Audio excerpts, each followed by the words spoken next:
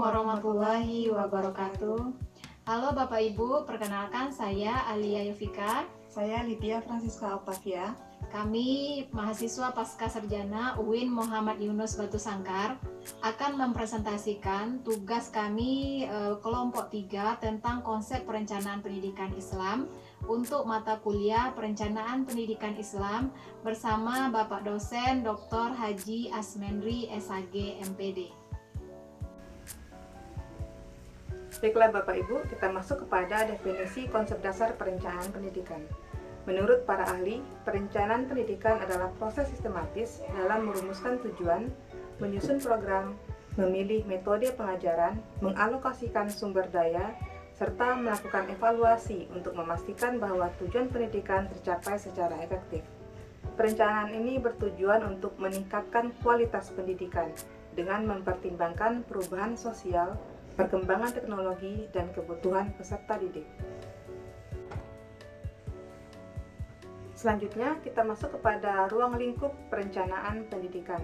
Ada 3 ruang lingkup dari perencanaan pendidikan, yaitu yang pertama, perencanaan kurikulum, yang kedua, perencanaan sumber daya, yang ketiga, perencanaan institusional.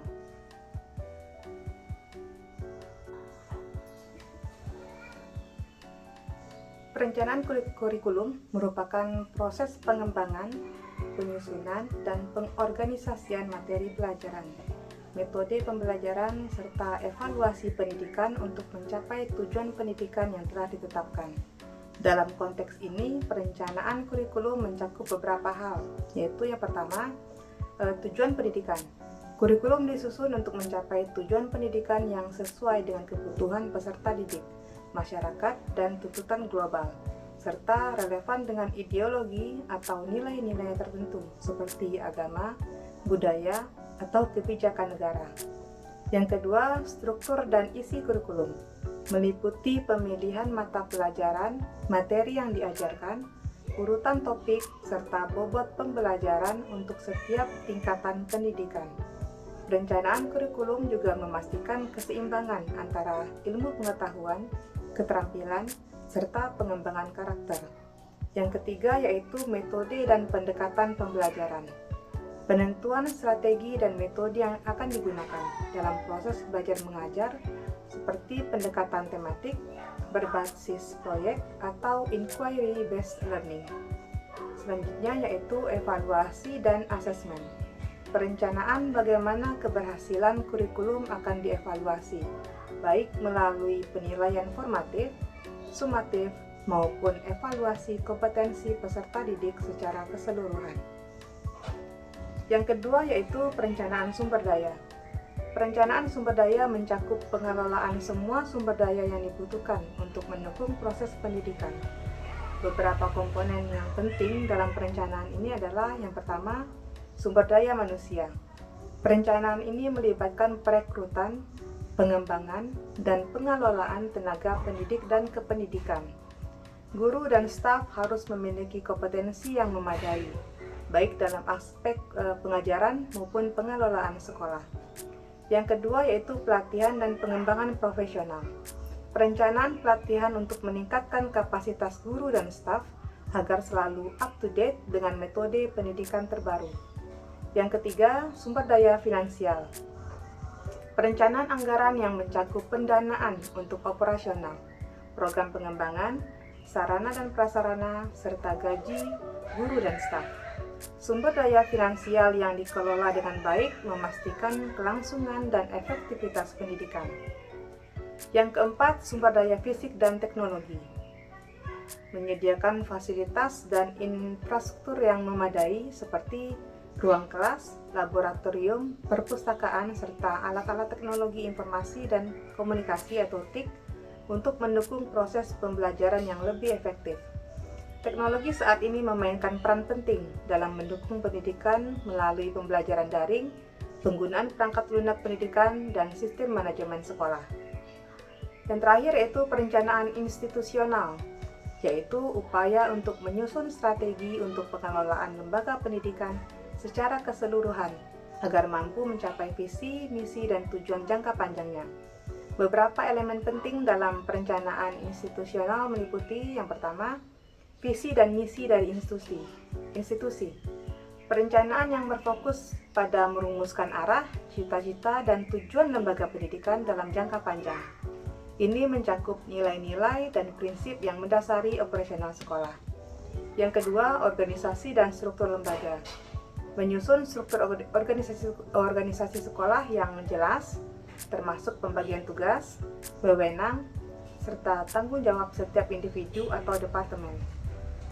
Ini penting untuk memastikan keberlangsungan operasional yang efektif dan efisien. Pembahasan kita selanjutnya mengenai sejarah dari perencanaan pendidikan. Sejarah perencanaan pendidikan dari abad ke-19 hingga abad ke-21 menunjukkan bagaimana sistem pendidikan berkembang seiring dengan perubahan sosial, politik, dan teknologi. Perkembangan perencanaan pendidikan pada abad ke-19. Pada abad ke-19, perencanaan pendidikan mulai terbentuk sebagai respon terhadap revolusi industri dan perubahan sosial yang terjadi di Eropa dan Amerika.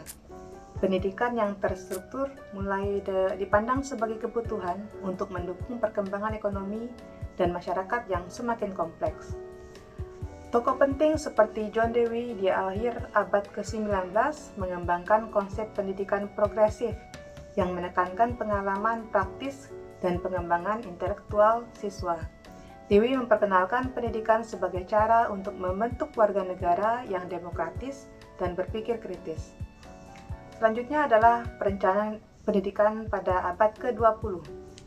Pada abad ke-20 ditandai oleh perubahan besar dalam pendekatan perencanaan pendidikan sebagai respon terhadap perkembangan global, termasuk dua perang dunia, kemajuan teknologi, dan dekolonisasi. Pendidikan menjadi alat untuk membangun nasional dan integrasi sosial. Pengaruh psikologi pendidikan pada abad ke-20 juga melihat perkembangan teori-teori pendidikan yang lebih ilmiah, terutama yang berkaitan dengan psikologi pendidikan. Piaget dan Vygotsky misalnya menawarkan wawasan baru tentang perkembangan kognitif anak yang sangat mempengaruhi perencanaan kurikulum dan metode pembelajaran di sekolah. Perencanaan pendidikan pada abad ke-21. Abad 21 membawa tantangan dan peluang baru untuk perencanaan pendidikan, terutama dengan pesatnya perkembangan teknologi dan globalisasi. Perencanaan pendidikan berfokus pada menciptakan keterampilan abad ke-21, pendidikan yang inklusif, dan menghadapi tantangan perubahan iklim dan ketidaksetaraan sosial. Revolusi Industri 4.0 dan pendidikan teknologi itu berada pada pendidikan abad ke-21. Pendidikan kejuruan dan teknis semakin penting untuk mempersiapkan tenaga kerja yang mampu menghadapi tantangan revolusi industri 4.0 seperti otomatisasi, kecerdasan buatan atau AI, dan big data. Baik Bapak Ibu, kita masuk dengan latar belakang perencanaan pendidikan. Ada 4. Yang pertama, merespon perubahan, menyesuaikan sistem pendidikan dengan perkembangan zaman dan kebutuhan masyarakat. Yang kedua, meningkatkan kualitas, mengoptimalkan sumber daya untuk mencapai tujuan pendidikan yang lebih baik. Yang ketiga, menjamin pemerataan, bagaimana memastikan akses dan kesempatan pendidikan yang adil bagi semua lapisan masyarakat. Yang keempat, mencapai tujuan nasional, bagaimana mendukung visi dan misi pendidikan untuk pembangunan bangsa yang berkelanjutan. Baik, selanjutnya tentang implementasi dan evaluasi perencanaan pendidikan merupakan tahap penting dalam memastikan bahwa rencana pendidikan yang telah disusun dapat berjalan sesuai dengan tujuan dan target yang telah ditetapkan. Berikut adalah penjabaran dari 4 elemen yang terkait. Yang pertama, implementasi. Implementasi adalah tahap pelaksanaan rencana pendidikan. Pada tahap ini, semua kegiatan yang telah direncanakan dilakukan secara sistematis dan sesuai dengan jadwal yang telah ditetapkan. Beberapa poin penting dalam implementasi meliputi pelaksanaan kurikulum, kemudian penggunaan sumber daya, keterlibatan pemangku kepentingan. Selanjutnya, monitoring. Monitoring merupakan proses pemantauan dan pengawasan pelaksanaan rencana pendidikan secara berkala. Tujuannya adalah untuk memastikan bahwa kegiatan berjalan sesuai dengan rencana dan mengidentifikasi potensi masalah atau kendala yang muncul selama pelaksanaan. Beberapa aspek yang dipantau antara lain kehadiran dan partisipasi siswa, kemudian kinerja guru, kemudian kondisi sumber daya. Selanjutnya tentang evaluasi. Evaluasi merupakan tahap pengukuran dan penilaian terhadap hasil dan pelaksanaan rencana pendidikan. Proses evaluasi bertujuan untuk mengetahui apakah tujuan dan target pendidikan telah tercapai. Ada 2 jenis evaluasi. Yang pertama, evaluasi formatif. Yang kedua, evaluasi sumatif. Nah, selanjutnya tentang perbaikan. Berdasarkan hasil monitoring dan evaluasi, perbaikan dilakukan jika ditemukan kekurangan atau kesalahan dalam pelaksanaan. Perbaikan ini bisa berupa penyesuaian kurikulum, pengembangan kapasitas guru, kemudian pengelolaan sumber daya. Proses perbaikan harus menjadi upaya berkelanjutan agar kualitas pendidikan dapat terus ditingkatkan sesuai dengan kebutuhan dan perkembangan zaman. Selanjutnya, tantangan dan prospek perencanaan pendidikan. Ada beberapa hal tantangan dan prospek perencanaan pendidikan. Yang pertama, keterbatasan anggaran. Jadi mengalokasikan sumber daya keuangan yang terbatas itu secara efektif. Bagaimana kita membagi-bagi keuangan itu secara baik. Yang kedua, adaptasi teknologi. Bagaimana mengintegrasikan perkembangan teknologi digital ke dalam proses pendidikan. Selanjutnya, tentang keberagaman kebutuhan. Bagaimana merespon dengan cepat terhadap perubahan demografis dan sosial budaya.